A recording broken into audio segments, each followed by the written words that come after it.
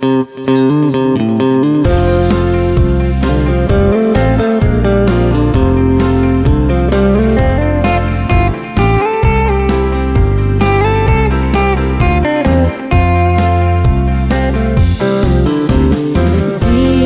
thisan chun zat le nam khenlou bom le kang khenlou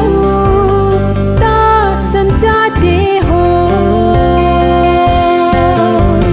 Vangam lodingten khenna seilou Vangam nomma chun khenna aumpoi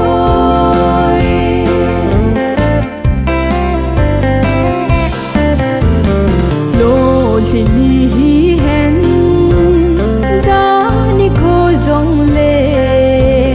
Jesu thisan chun eigom khom jiuve Vangam lodingten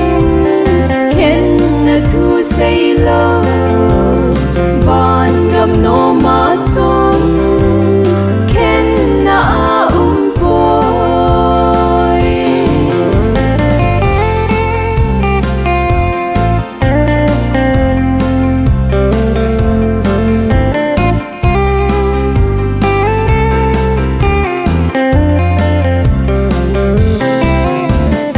Vangam eigom media KHENNA umlou ding Christian insung no Vangam sa eiho Vangam lodingten khenna seilou Vangam nomma chun